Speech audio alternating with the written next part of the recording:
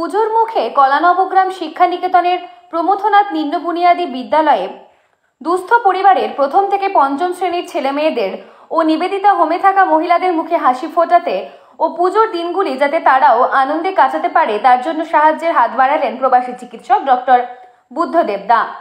সুদূর আমেরিকার Las Vegas থেকে এই ধরনের অসহায় পরিবারের ছেলে মেয়েদের পুজো উপলক্ষে বস্ত্র প্রদান করলেন তিনি।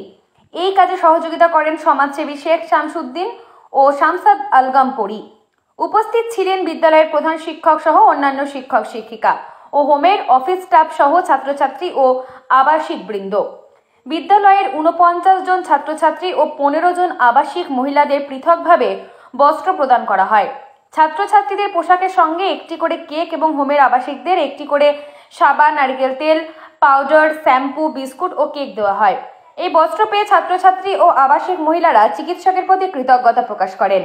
বিদ্যালয়ের প্রধান শিক্ষকও চিকিৎসকের মহানুভবতার প্রতি ধন্যবাদ জ্ঞাপন করেন।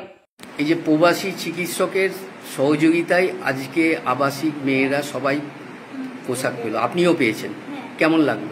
ভালো লাগলো। সবাই পুজোর কটা পুজোর কটা দিন নিশ্চিত আনন্দে কাটাবেন। এবং উনি পোশাকের সঙ্গে কিছু কসমেটিক্সও দিয়েছেন, আশা করি সেটা আপনাদের পুজোর কদিন কাজে লাগবে। চিকিৎসকের উদ্দেশ্যে কিছু বলবেন? আমার ডাক্তারকে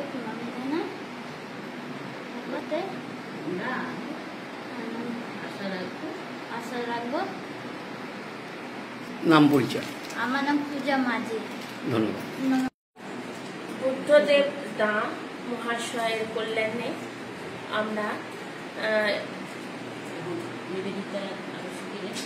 ভবন শক্তি সদনের আবাসিকাদের শারদীয়া দুর্গোৎসবের জন্য যে ওনাদের জন্য যে আমরা জামা কাপড় শাড়ি পেলাম সেগুলোর জন্য খুবই ধন্যবাদ জ্ঞাপন করছি। এবং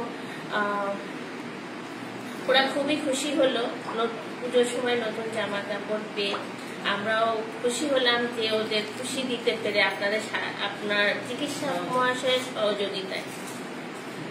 আপনার নাম পরিচয়? ধন্যবাদ। আমার নাম ময়ূরী মাজা, আমি হোমের অফিস অ্যাসিস্ট্যান্ট। শেখ শামসুদ্দিনের রিপোর্ট, সকলের জন্য নিউজ।